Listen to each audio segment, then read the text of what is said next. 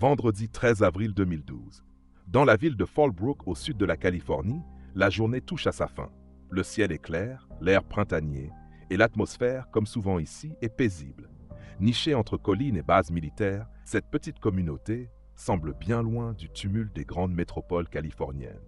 Pourtant, derrière les volets d'une maison tranquille, une jeune femme s'apprête à vivre une soirée dont elle ne reviendra jamais. Brittany Kilgore, 22 ans, se prépare devant le miroir. Maquillage léger, robe élégante, parfum discret, tout indique qu'elle sort pour une soirée spéciale. Selon ses proches, elle a été invitée pour une croisière sur la baie de San Diego, une promenade nocturne apparemment sans danger.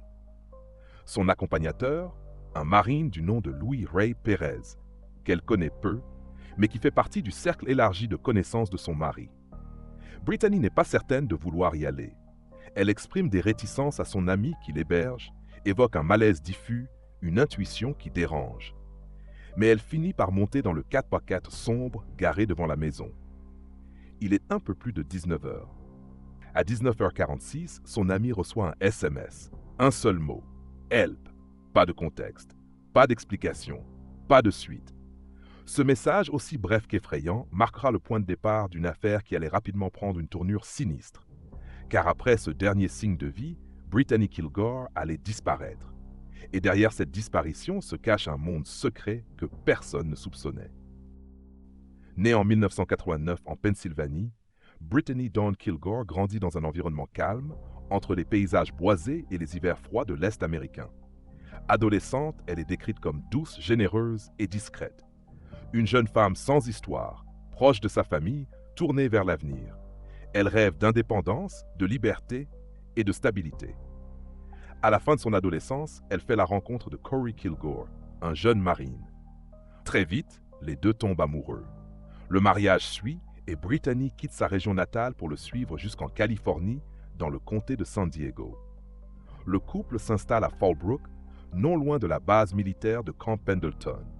Mais comme pour beaucoup de jeunes épouses de militaires, la réalité s'avère plus rude que prévu. L'éloignement, les absences prolongées, les tensions, peu à peu, la relation se dégrade. En 2012, alors que Corey est déployé en Afghanistan, Brittany décide de demander le divorce. À 22 ans, elle se retrouve à un tournant de sa vie. Elle quitte le domicile conjugal, s'installe chez une amie et commence à envisager un nouveau départ. C'est dans cette période de transition qu'elle entre en contact avec Louis Ray Perez. Âgé d'environ 45 ans à l'époque, marine également, il est connu dans le voisinage pour être discret, voire mystérieux. Il partage son logement avec deux femmes, Dorothy Maraglino, une ancienne infirmière enceinte, et Jessica Lopez, une jeune femme décrite comme fragile émotionnellement. Le trio, selon plusieurs sources judiciaires, vivrait une relation basée sur une structure de type BDSM, avec des rôles hiérarchisés très marqués. Ce mode de vie restait jusqu'alors discret et ignoré de la plupart des gens autour d'eux. Lorsque Perez propose à Brittany de l'accompagner à une sortie en bateau, elle hésite. Les témoignages affirment qu'elle ne semblait pas enthousiasmée. Mais elle accepte malgré tout. Était-ce par politesse, par curiosité, par pression implicite? On ne le saura sans doute jamais. Ce que l'on sait, c'est qu'elle est montée dans ce véhicule ce soir-là et qu'elle n'est jamais revenue. Le vendredi 13 avril 2012, à la nuit tombée, Brittany Kilgore disparaît. Il est environ 19h30 lorsqu'elle monte dans le véhicule conduit par Louis Ray Perez. Officiellement, la destination est une croisière sur la baie de San Diego. Un moment censé être agréable, peut-être même libérateur pour Brittany, qui traverse une période difficile. Elle porte une robe, s'est préparée avec soin comme pour une soirée chic. Pourtant, selon l'ami qui la loge, quelque chose semble la retenir. Brittany exprime un malaise. Elle hésite, mais finit par y aller. Quelques dizaines de minutes plus tard, à 19h46, un SMS bref et inquiétant est envoyé depuis son téléphone. Un seul mot, « Help ». L'ami troublé tente de la rappeler. Pas de réponse. Elle envoie des messages, toujours rien. Le silence s'installe. Les heures passent, puis la nuit entière. Toujours aucun signe de Brittany. Le lendemain, son ami signale sa disparition. Elle insiste auprès des autorités. Ce n'est pas dans les habitudes de Brittany de partir sans prévenir. d'autant plus qu'elle devait déménager le lendemain. Sa valise était prête, elle avait des projets, des choses à faire, et surtout, elle n'avait aucune raison de couper les ponts. La police locale entame des vérifications. Le nom de Louis Ray Perez revient immédiatement. Il serait la dernière personne à l'avoir vu. Quand les enquêteurs le contactent, il explique que Brittany a annulé leur soirée, qu'elle a changé d'avis au dernier moment et qu'il n'a finalement jamais passé la soirée avec elle. Mais les preuves ne tardent pas à contredire cette version. Le 15 avril, 2 jours après la disparition, Perez est arrêté. Officiellement, c'est pour possession illégale d'une arme à feu. Mais derrière cette interpellation se cache un autre objectif: obtenir des réponses sur ce qu'il s'est passé la nuit du 13 avril. Lors de la fouille de son véhicule, les enquêteurs découvrent des éléments troublants: des gants en latex, un tas de cordes, un pistolet électrique, des attaches, une lampe UV et une bâche tachée de sang. L'analyse rapide de l'ADN révèle que le sang serait compatible avec celui de Brittany Kilgore, selon les autorités. La situation devient alors bien plus inquiétante. Brittany n'est plus simplement portée disparue. Elle est potentiellement victime d'un acte criminel. Les recherches s'intensifient. L'unité d'enquêteurs spécialisés dans les personnes disparues est mobilisée, appuyée par des hélicoptères et des unités cynophiles. Les amis, les proches et même les simples habitants de Fallbrook se mobilisent. Les affiches de Brittany sont collées partout dans le comté. Sur sa photo, on voit une jeune femme au regard doux, au sourire timide. L'image d'une vie ordinaire, brutalement interrompue. Pendant ce temps, Louis Perez reste en détention provisoire. Il reste évasif, évite les questions sur Brittany ou se contredit. La police élargit alors son enquête à son entourage. 2 noms apparaissent rapidement: Dorothy Maraglino et Jessica Lynn Lopez. Dorothy est enceinte au moment des faits. Infirmière de formation, elle vit avec Perez dans un appartement situé à quelques kilomètres de là. Jessica, quant à elle, est plus jeune et aurait une relation de soumission avec les 2 autres, selon les éléments cités dans le dossier. Le trio forme une unité de vie très fermée, organisée autour de règles spécifiques liées au BDSM. Un mode de vie basé sur la domination et la soumission, mais qui, selon la police, aurait ici franchi les limites du consentement. L'hypothèse que Brittany ait été entraînée contre son gré dans ce monde commence alors à prendre forme. Le 17 avril, après 4 jours d'angoisse, l'issue tombe. Dans une zone isolée près de Lake Skinner, à 1 heure de route de Fallbrook, les autorités découvrent un corps partiellement dénudé, jeté dans un ravin. L'état de décomposition rend l'identification difficile. Mais des éléments retrouvés sur place, ainsi que les résultats préliminaires du médecin légiste, conduisent à une terrible conclusion. Il s'agirait de Brittany Kilgore. Elle aurait été ligotée, étranglée, peut-être même torturée. Les détails précis, encore flous à ce stade, laissent entrevoir une scène d'une extrême violence. Mais comment en est-on arrivé là? Et quel rôle exact ont joué les 3 personnes désormais au cœur de l'enquête? Lorsque la police découvre le corps de Brittany Kilgore le 17 avril 2012, l'enquête prend un virage décisif. Ce n'est plus une affaire de disparition, mais un homicide présumé. Et rapidement, les soupçons se cristallisent autour d'un trio énigmatique: Louis Ray Perez, Dorothy Maraglino et Jessica Lynn Lopez. Ce groupe, selon les éléments d'enquête rapportés dans la presse et les documents judiciaires, vivait ensemble dans un appartement situé sur South Mission Road à Fallbrook. L'endroit semble banal de l'extérieur. Mais derrière les murs, les enquêteurs découvrent ce qu'ils qualifieront plus tard de « univers fermé », régi par une structure hiérarchique où Louis Perez, surnommé Master, occupait une place dominante. Dorothy Maraglino, 36 ans, serait sa soumise principale. Jessica Lopez, elle, aurait été plus bas dans cette pyramide.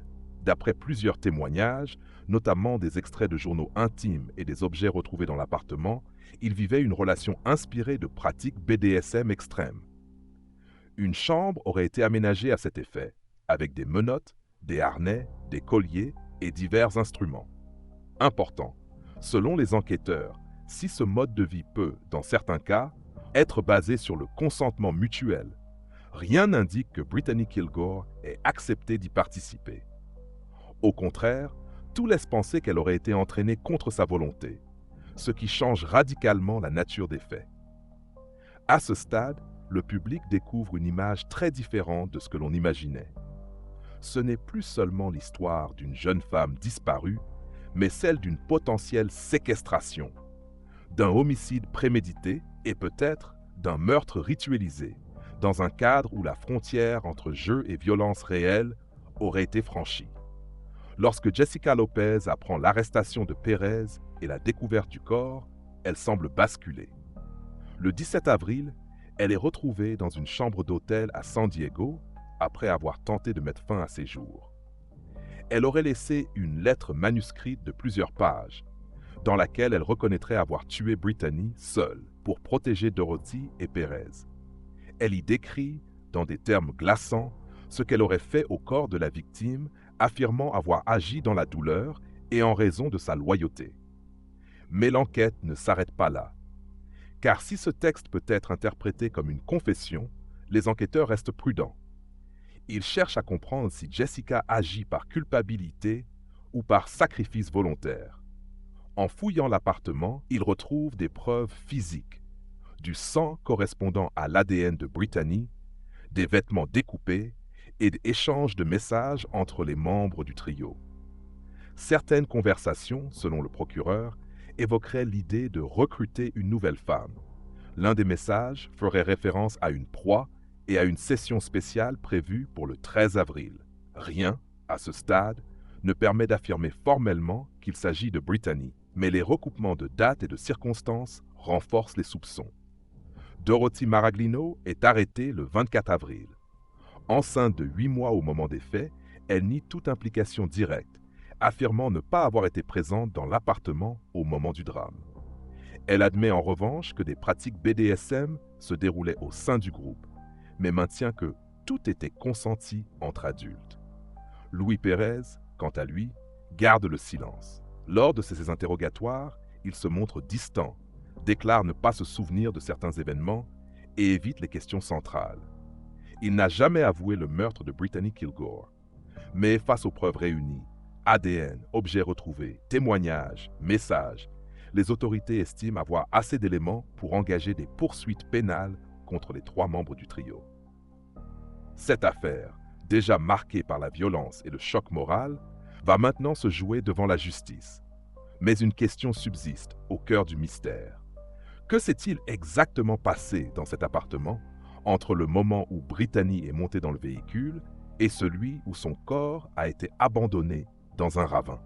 Lorsque le procès débute en 2015, 3 ans après les faits, l'affaire Brittany Kilgore a déjà fait couler beaucoup d'encre.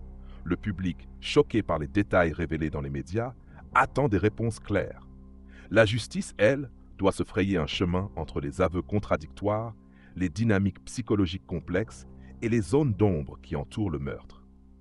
Les accusés sont Louis Ray Perez, Dorothy Maraglino et Jessica Lynn Lopez. Tous 3 sont poursuivis pour meurtre avec circonstances aggravantes, torture et complot.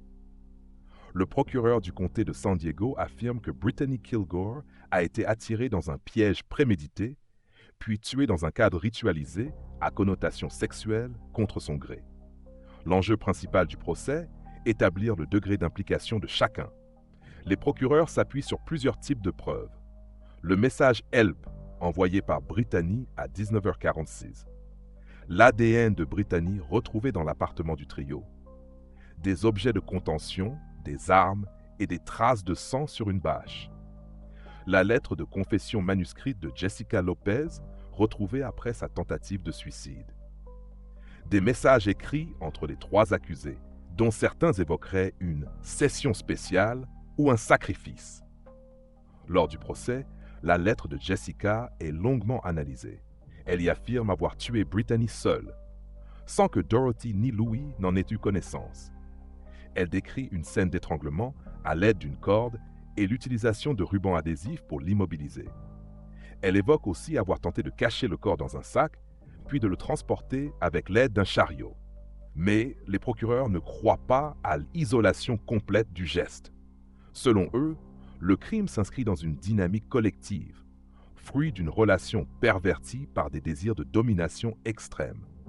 Le procureur suggère que les accusés auraient envisagé d'introduire Brittany dans leur cercle et qu'elle aurait refusé. Ce refus aurait été le déclencheur. Plusieurs témoins sont appelés à la barre.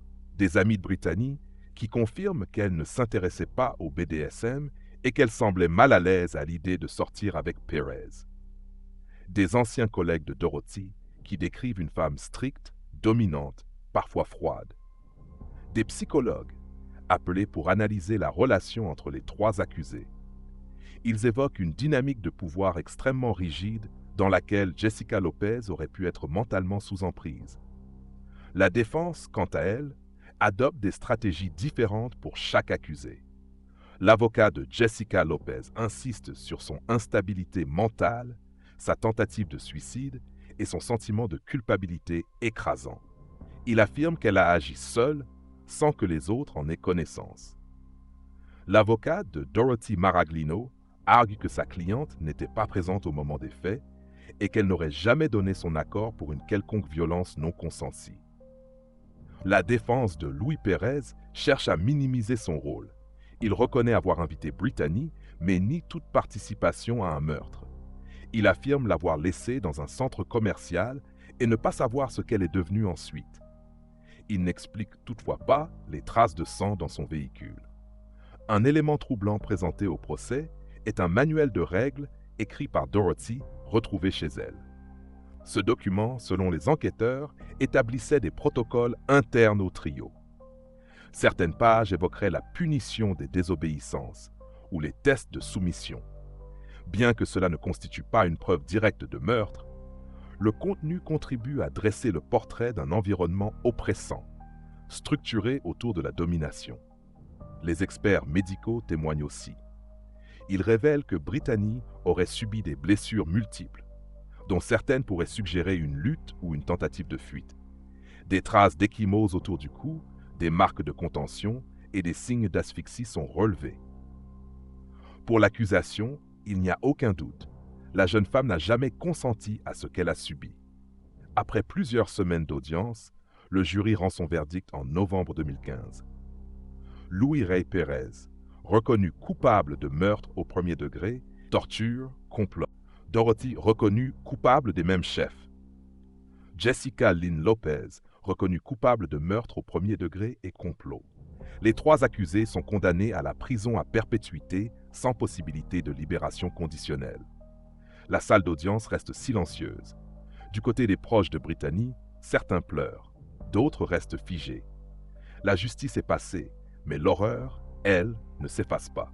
Le procès de Brittany Kilgore a pris fin. Les trois accusés ont été condamnés à la prison à perpétuité sans possibilité de libération conditionnelle. Pour la famille de Brittany, cela représente une forme de justice. Mais une vérité brutale demeure. Rien ne ramènera leur fille, leur amie, leur sœur. Brittany avait 22 ans. Elle s'apprêtait à recommencer sa vie, à tourner la page sur un mariage difficile. Elle faisait ses valises, planifiait son déménagement, échangeait des messages avec ses proches. Tout laissait croire que ses plus grandes épreuves étaient derrière elle. Mais en quelques heures, ce futur s'est effondré. Dans les jours qui ont suivi la découverte de son corps, une veillée aux chandelles a été organisée à Fallbrook. Des amis, des voisins, des membres de la communauté se sont rassemblés pour honorer sa mémoire. Ils ont déposé des fleurs, des bougies, des photos. Une pancarte disait « Brittany, tu n'étais pas seule. Nous ne t'oublierons jamais. » Sa famille, originaire de Pennsylvanie, a choisi de la faire inhumer près de ses racines. Son père, à la télévision, l'a décrite comme une lumière calme, une jeune femme douce, déterminée et digne. L'affaire Brittany Kilgore a soulevé de nombreuses interrogations dans la société. Comment une personne peut-elle être entraînée dans une situation aussi dangereuse sans que personne ne s'en aperçoive? Où se situe la limite entre liberté sexuelle et violence? Et surtout, pourquoi Brittany? Pourquoi elle? Certains spécialistes ont évoqué la notion d'emprise psychologique, notamment dans les dynamiques de domination extrême. Des experts ont rappelé que le BDSM, lorsqu'il est pratiqué dans un cadre sain, repose sur des règles claires, le consentement éclairé et le respect mutuel. Mais dans ce cas précis, Les pratiques évoquées par les procureurs ne semblaient plus relever d'un jeu. Elles auraient été imposées à une victime non consentante, étrangère à cet univers. L'affaire a aussi provoqué un débat sur la surveillance des groupes fermés ou des relations triangulaires de type dominant-soumis. Faut-il renforcer les outils de prévention? Faut-il mieux éduquer à la notion de consentement? Les avis divergent, mais une chose est certaine, ce drame a mis en lumière un angle mort sociétal. Depuis cette tragédie, plusieurs initiatives ont vu le jour. Des groupes de soutien se sont formés, dédiés aux victimes de violences dans des contextes dits alternatifs. Des campagnes de sensibilisation ont été lancées dans certaines universités et bases militaires autour de San Diego pour alerter sur les signaux d'alerte: isolement, contrôle, soumission psychologique. En 2016, une bourse d'études au nom de Brittany Kilgore a été créée dans son lycée, destinée à aider les jeunes femmes à poursuivre leurs études en justice pénale ou en services sociaux. L'objectif, faire de son histoire un moteur de protection pour d'autres.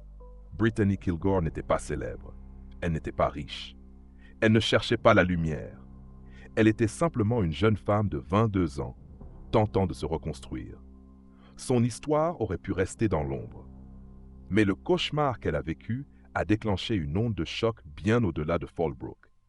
Ce crime, aussi incompréhensible soit-il, laisse derrière lui un vide, mais aussi un appel à l'écoute, à la prudence, à la compassion et surtout à une vigilance collective. Dans un monde où les apparences peuvent masquer les pires réalités, Brittany nous rappelle silencieusement que la lumière doit rester allumée, même dans les coins les plus sombres.